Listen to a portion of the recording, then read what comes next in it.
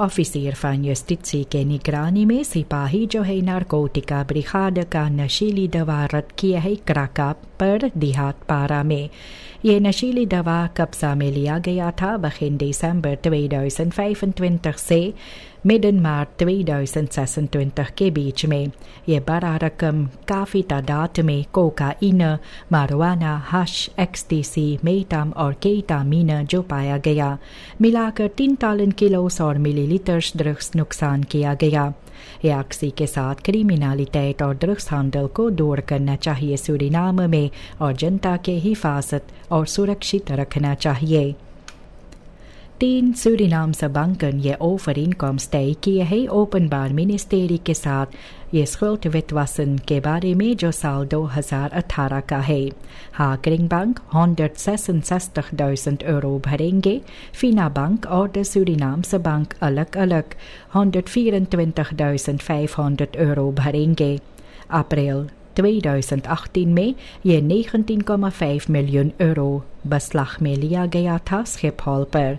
बैंकन ये onvoldoende controller किए इसके herkomst के बारे में, ये पैसा के बारे में।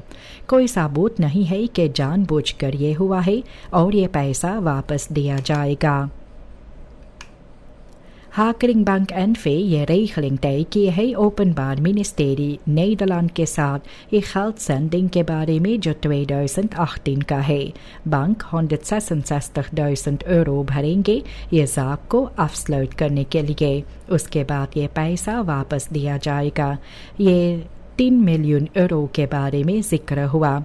बैंक कहते हैं कि वे रेखस के साथ काम किए हैं, लेकिन ये इस उपाय के लिए चुने हैं ताकि समय और खर्चा इनको कम लगे और वे आगे बढ़ सके। मिनिस्टर आदलिन wijnerman ये कहे है कि कोई ऑफिशियल bevestiging इनको अभी नहीं मिला है। ये vrijgave जो 19,5 मिलियन euro के बारे में है जो कब्जा में लिया गया है 2019 में नीदरलैंडse OM के सरे से।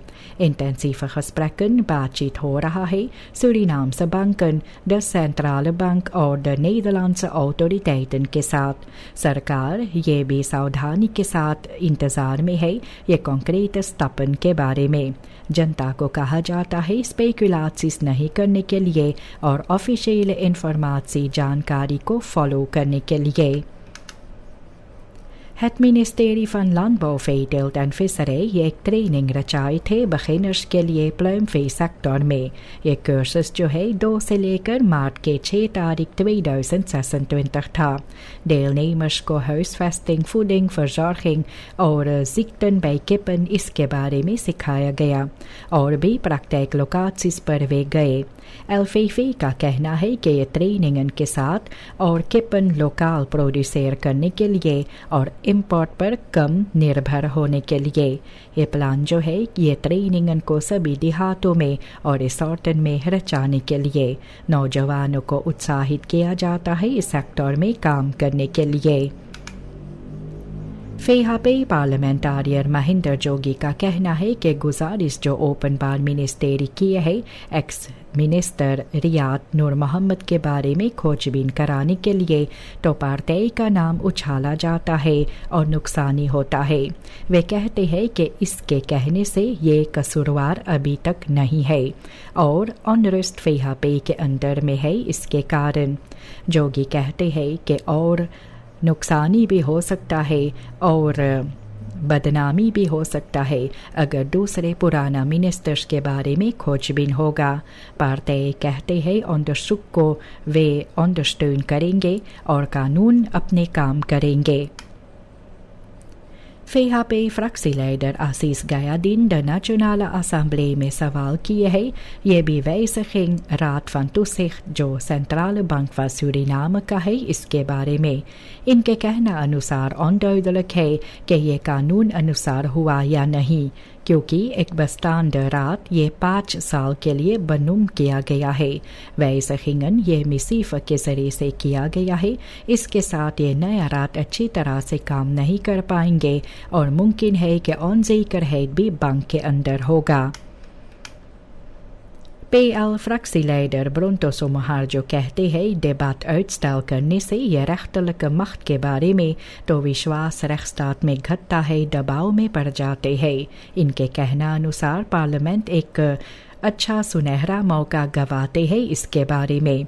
वे कहते हैं कि न तो सिर्फ wetgeving के बारे में है लेकिन vertrouwen जो toepassing में लाया जाता है। सोमहार्जो कहते हैं वे तैयार है इस debat के लिए, चेतावनी देते हैं कि uitstel से twijfel और onzekerheid जनता के अंदर बढ़ता जाएगा।